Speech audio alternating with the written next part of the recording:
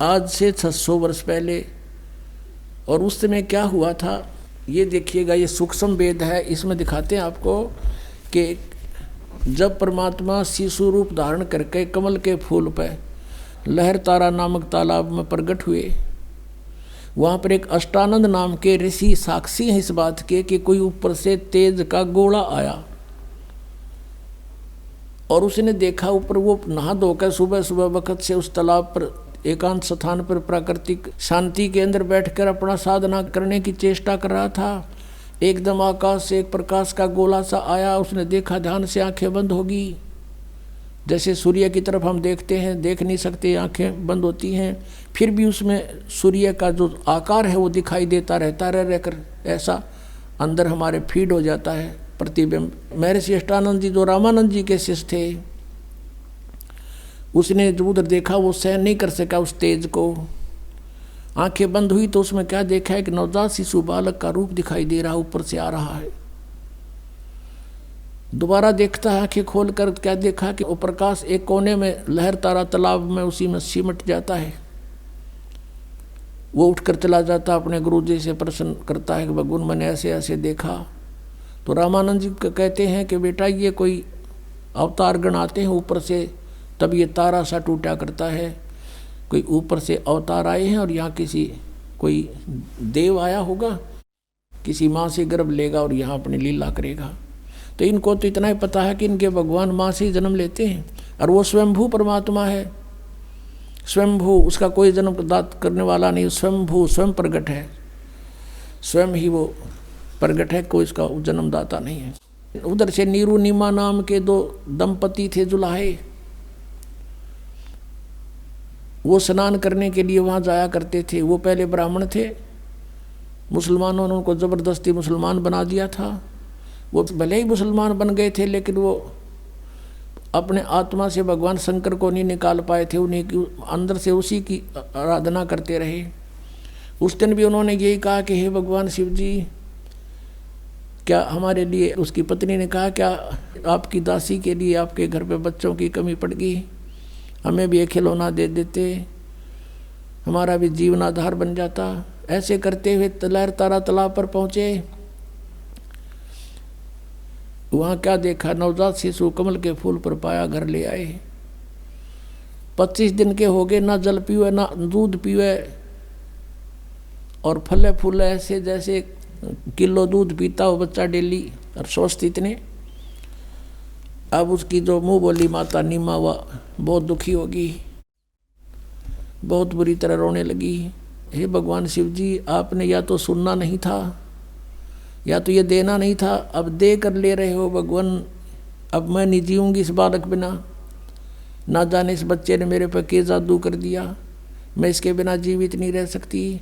25 दिन हो गए, कुछ खाया नहीं, अब ये मरेगा, साथ मरूंगी मैं, पक्का इरादा। तब परमात्मा ने प्रेरणा की, शिव भगवान को करे करावे साइया मन में लहर उठा। शिव जी एक साधु रूप बनाकर वहाँ प्रकट हो गए, क्योंकि वो शिव जी को याद करके रो रही थी। तो पूछा, माई क्या बात है, क्यों रो रही है? सारी कथा बताई, सारी कहानी बताई कि एक दिन हृदय से पुकार की थी, 60 वर्ष की आयु होगी, संतान नहीं थी। एक दिन प्रार्थना की थी अपने शिव भगवान से, उन्होंने हमारी सुनी। एक लहर तारा तालाब के ऊपर कमल के फूल पर ये बालक दे दिया। अब ये बच्चा कुछ खा पी नहीं रहा है, 25 दिन का हो गया महात्मा जी। अब ये मरने वाला है, गेल मैं मरूंगी, इसके साथ मरूंगी, दरिया में डूब के, ये मेरा अटल इरादा है। तब उसने कहा, माई देखा तेरे बच्चे को, कहाँ है? वो लाई उठा के माई ने सोचा महाराज के चरणों में डाल देती हूँ। जो ही उसने चरणों में डालना चाहा, परमात्मा आकाश में उड़ गए और शिव जी के सिर के पैर लला करके यहाँ ऐसे आकाश में हवा में स्थिर हो गए। तब शिव जी ने ऐसे किया, शिव जी के हाथों में आ गए। फिर परमात्मा बोले कि इनको कहो एक कंवारी गाय ले आवें और उसके ऊपर आप हाथ रख दियो महात्मा जी, वह दूध दिया करेगी, वह दूध पीऊँगा मैं। 7 बार बोले बच्चे, 7 बार चर्चा करी।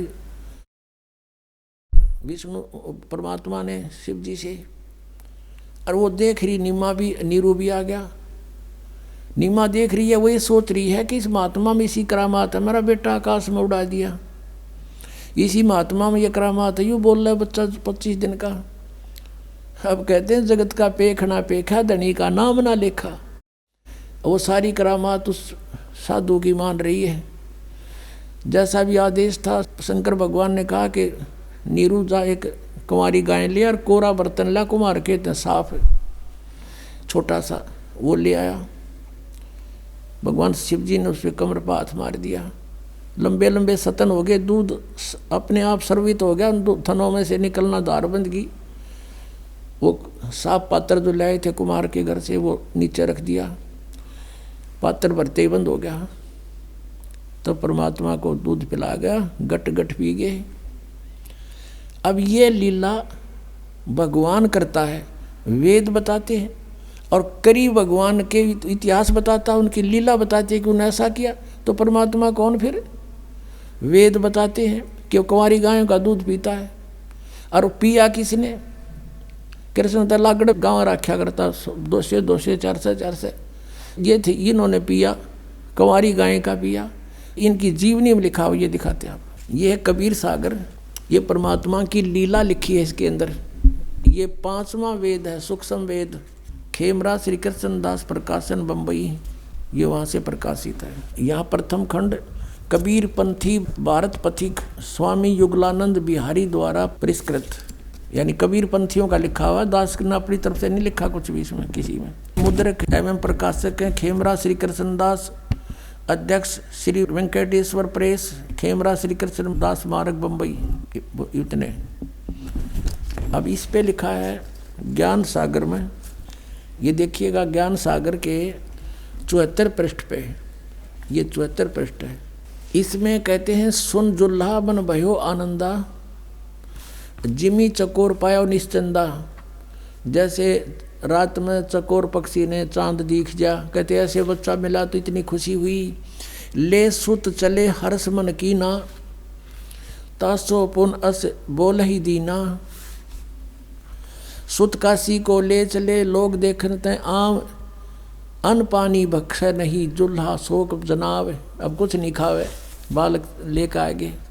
तब जुल्हा मन कीन दीवाना, रामानंद सो कही उत्पाना। जैसे कोई बच्चे गड़बड़ हो जाए तो साधु संतों के पास जाके पूछते हैं हमारा बच्चा वो दूध नहीं पीता, कारण बताओ भगवान। महाराज जी तो मैं सुत पायो बड़ा गुणवंता, कारण कौन बखे नहीं संता।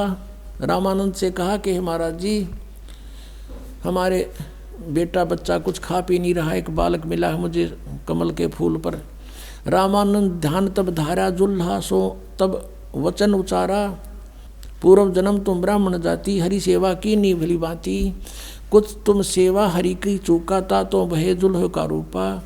प्रीति प्रभु गई तो लीना, ताते उद्यान में सुत तो दीना। तेरी प्रीति को सुनकर भगवान ने जंगल में तुझे पुत्र दिया। हे प्रभु जस कीन तस पायो, आर्त हो तो दर्शन आयो। अब नीरू कह रहा है कि मेरे साथ जो बनी सो बनी, पर बोर दुख हो गया। सो कहिए उपाय गुसाई, बालक अक्सु दावंत कुछ खाई। भूखा बेटा बच्चा कुछ खाओ, ऐसा व्यवस्था करो। रामानंद अस युक्ति उचारा, तुम सुत कोई ज्ञानी अवतारा। तुम्हारा पुत्र जो है कोई विद्वान पुरुष है। बछिया जाही बैल नहीं लागा, और सोले ठाड करो ते ही आगा। एक बछिया ले आओ जिसको बैल ना लग गया हो, यानी अनटच्ड कंवारी गाय बछिया ले आओ।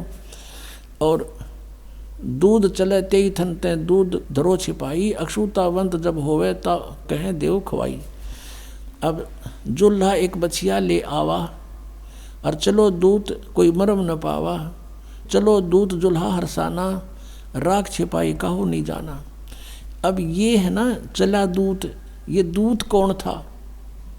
ये भगवान शंकर थे। अब इसकी पुष्टि पुण्यात्मा कबीर सागर परमेश्वर का विधान 5वां वेद और उनकी जीवनी है। इसमें उस परमेश्वर ने आज की जो ये पिछली पीढ़ी की पहले जानकारी दी थी, और उसमें क्या कहा था काल की और परमात्मा की तपस्या के ऊपर वार्ता हुई थी। तो काल ने कहा था कि 3 युगों में जीव कम ले जाना, और चौथा युग जब कलयुग आवे तब तब शरण जीव बहु जावे, और ऐसा वचन हर मोह दीजे तब गवन संसार ही कीजिए। तो परमात्मा से कहा था कि 3 युगों में जीव थोड़े ले जाना, भगवान आप आए हो यहाँ जीव लेने के लिए, और चौथे युग कलयुग में कितने ही ले जाना। जब परमात्मा ने कहा ठीक है तथास्तु। एक वचन और लिया था भगवान से कि परमात्मा जो आपका ज्ञान माने आपका, और मेरे ज्ञान पर आधारित रहे नकली ज्ञान पर, तो मेरा उसको ना ले जाना। परमात्मा बोले वो तो मेरा काम का को नहीं। तो जब सारी परमात्मा ने स्वीकृति दे दी, जब काल ने कहा था कि बेशक जा नीचे, तेरी कोई नहीं मानेगा, कलयुग में ऐसा कर दूंगा, नरे पंथ नरे मजहब बना दूंगा बहुत बहुत, और 12 नकली पंथ तेरे नाम ते, कबीर पंथ, सतलोक, सचखंड और अनेक पंथ में चलाऊं, इस जीवों को भरमाऊं, और देवल देव मंदिर पुजवाऊं, और या विद जीवों को भरमाऊं। जीव न माने कहा तुम्हारा, और बेशक जा तू ज्ञानी संसारा। फिर तुम्हारा जीव कहा नहीं मानेंगे। अब 12 पंथ चला दूंगा, कबीर कबीर पंथी ये नरे, ये सारे 12 पंथों में आते नकलियों में, और पंथ अनेक चलाऊं, ये राधा स्वामी पंथ, ये अनेक पंथा में आगे, ये सब काल प्रेरणा काल के चलाए हुए पंथ है। तो इन्हीं की थोड़ी सी यहाँ एक और कंसेप्ट क्लियर करते हैं कि जो इस कबीर सागर में कबीर पंथियों ने अज्ञानतावश कुछ कटिंग कर दी, कुछ मिलावट कर दी, अपने अनुसार थोड़ा बहुत इन्होंने गड़बड़ की है, लेकिन फिर भी ये सच्चाई को छुपा नहीं सके। इस मालिक को पता था कि 600 साल में कुछ गड़बड़ी काल करवा देगा, काल के दूत कबीरपंथी होंगे। फिर उसकी पूर्ति के लिए कहा था उसी समय कि जो 12वां पंथ होगा ना गरीबदास जी वाला, उसमें मेरी उसके द्वारा, क्योंकि पंथ चलेगा परमात्मा का, जैसे पंथ चले थे वो तो चले थे उनके खास पुण्यात्मा थे, लेकिन उसमें आगे फिर काल के दूत घुसते चले गए। तो 12वां पंथ जो गरीबदास जी का होगा, उसमें मेरी महिमा की वाणी फिर से प्रकट होगी, और वो जो मिलावट कर दी गई है या कोई जिसका जिसी समझ में आई उसने काट कर अपने हिसाब से लिख ली, कुछ एक स्थानों पर, सारी नहीं, तो उसकी पूर्ति उस वाणी से होगी जो गरीबदास जी बोलेगा, और वो ऐसा ही है।